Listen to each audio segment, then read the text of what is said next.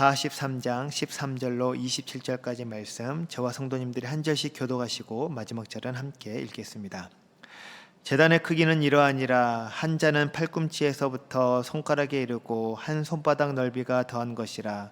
제단 밑받침의 높이는 한 척이요 그 사방 가장자리의 너비는 한 척이며 그 가로 둘린 턱의 너비는 한 뼘이니 이는 제단 밑받침이요 이 땅에 닿은 밑받침 면에서 아래층의 높이는 두 척이요 그 가장자리의 너비는 한 척이며 이 아래층 면에서 2층의 높이는 네 척이요 그 가장자리의 너비는 한 척이며 그 번제단 위층의 높이는 네 척이며 그 번제하는 바닥에서 솟은 뿔이 넷이며 그 번제하는 바닥의 길이는 12척이요 너비도 12척이니 네모 반듯하고 그 아래층의 길이는 14척이요 너비는 14척이니 네모 반듯하고 그 밑받침에 둘린 턱의 너비는 반척이며 그 가장자리의 너비는 한 척이니라. 그 층계는 동쪽을 향하게 할지니라.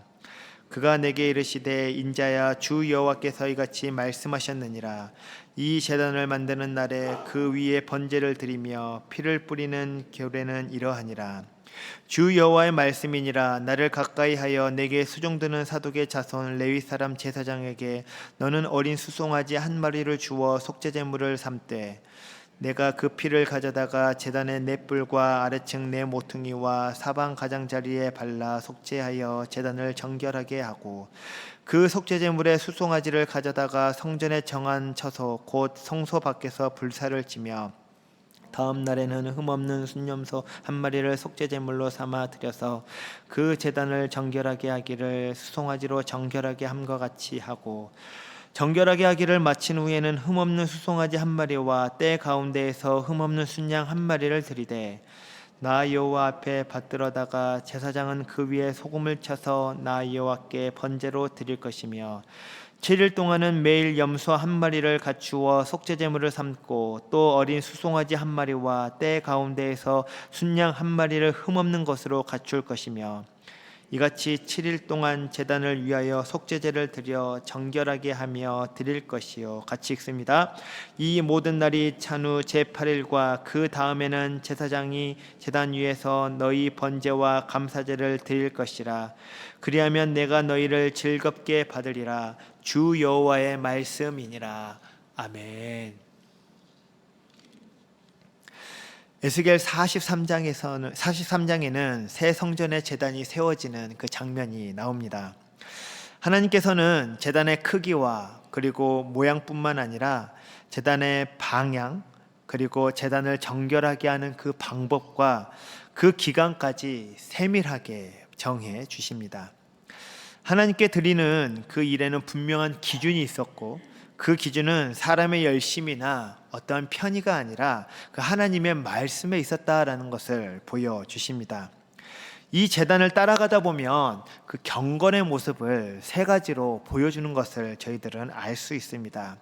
하나님을 향하여 어떻게 방향을 세우는가, 그리고 그분께 어떻게 구별해서 드리는가, 그리고 하나님의 말씀대로 그리고 살아가는가, 바로 이 세 가지 방향과 구별됨과 그리고 반복되는 이 세 가지의 모습을 통해서 우리가 어떻게 경건함을 지키며 살아가야 되는지를 잘 보여준다라고 할 수 있겠습니다.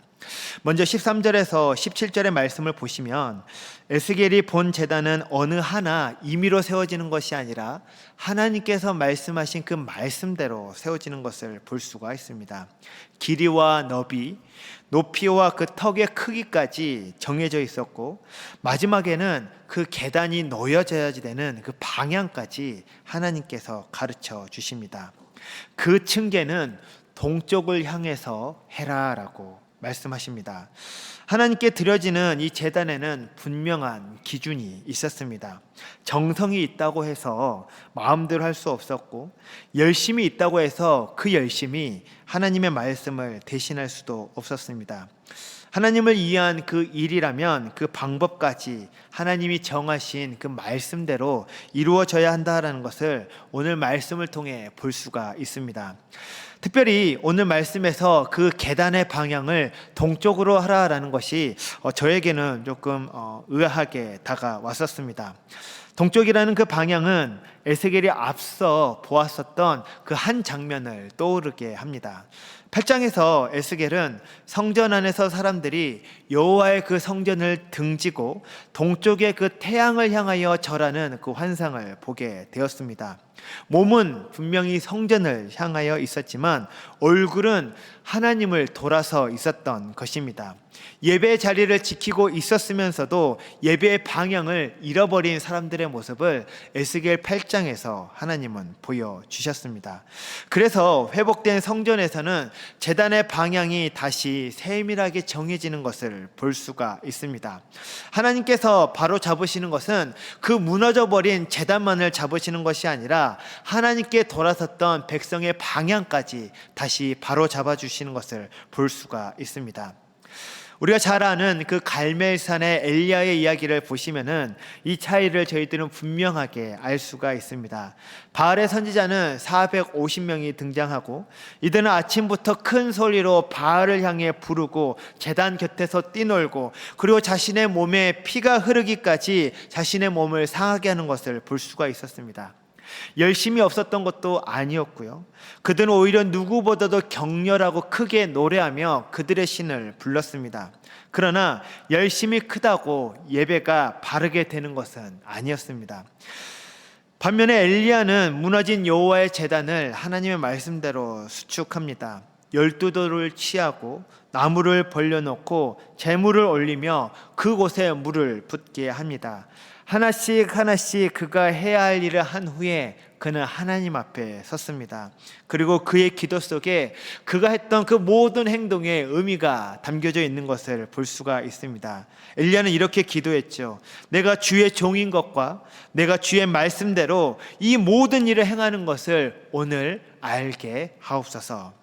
엘리야는 그저 자신의 마음이 내키는 대로 한 것이 아니라 바로 오늘 내가 주의 말씀대로 이 모든 일을 한 것을 여기 있는 모든 사람들이 알게 하여 주옵소서. 이것이 바로 엘리야의 마음이었고 엘리야가 하나님의 말씀대로 이 모든 것을 했다라는 것을 보여주는 그의 어떤 증명과도 같은 말씀이었습니다.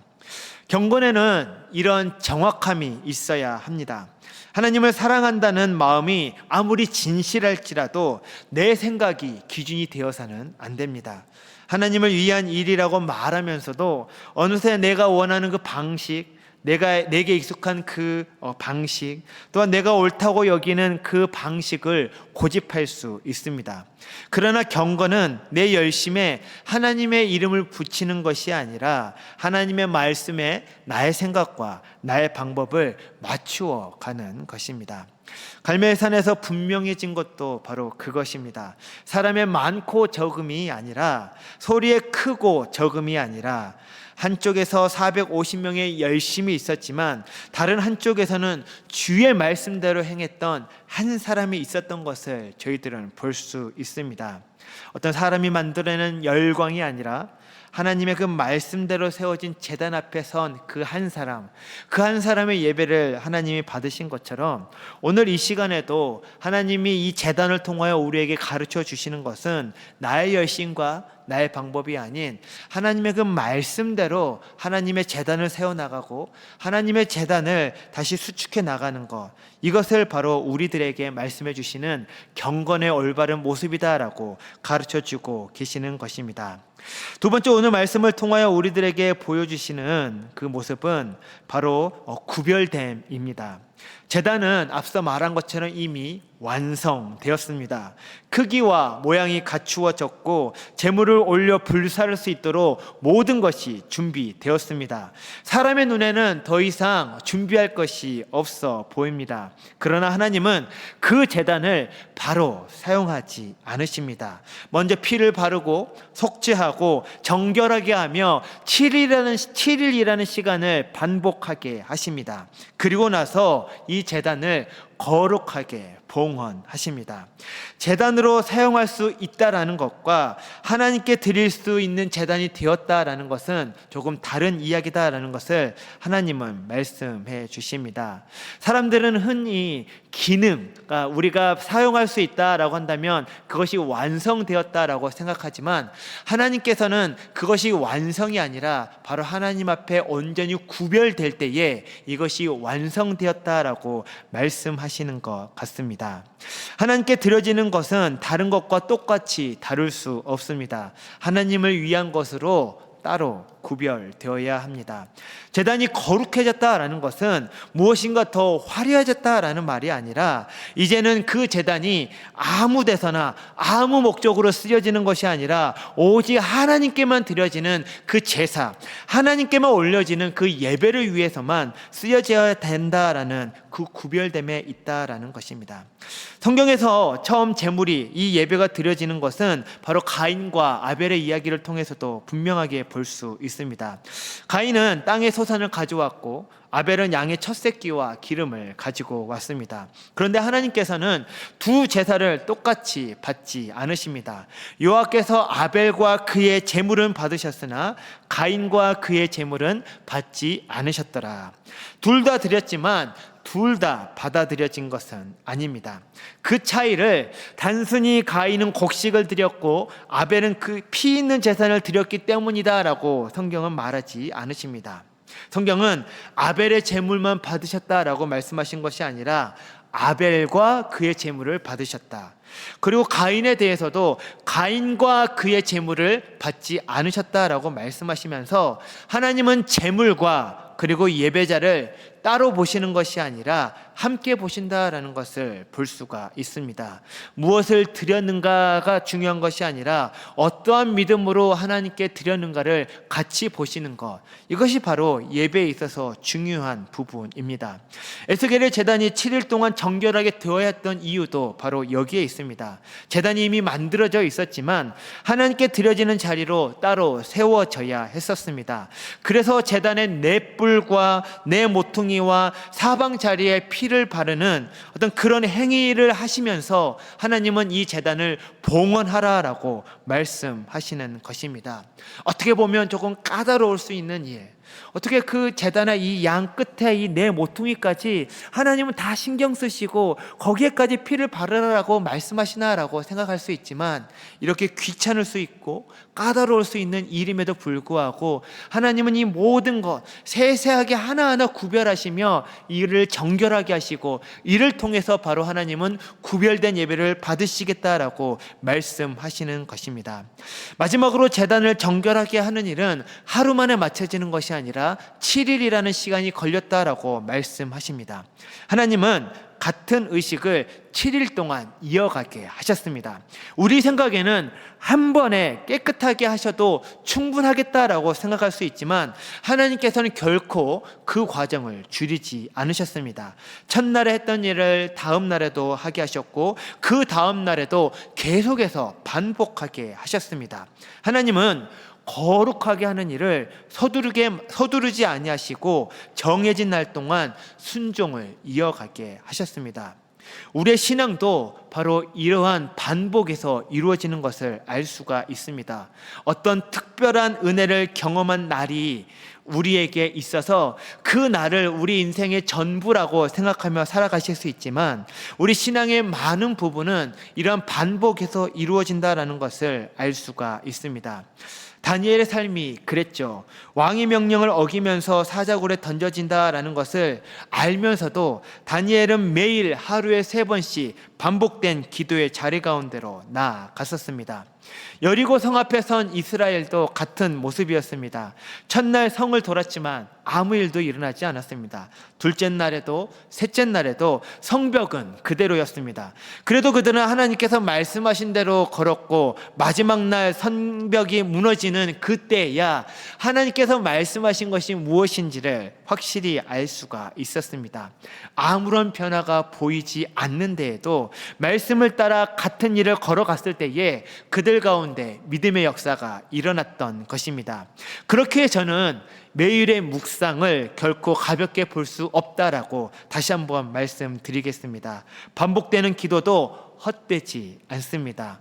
오늘 말씀 앞에 앉고 오늘 기도하고 다시 오늘 돌이키는 그 일이 눈에 띄는 큰 변화를 일으키지 않는다 할지라도, 우리가 생각하는 것과 같은 속도를 일으키지 않는다 할지라도 그런 경건의 시간이 쌓이고 반복될수록 우리의 생각이 달라지고 우리의 선택이 달라지며 하나님 앞에서는 우리의 태도와 마음이 분명히 달라질 것이다 라고 저는 믿습니다.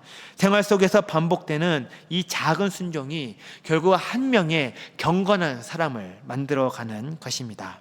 말씀을 정리합니다.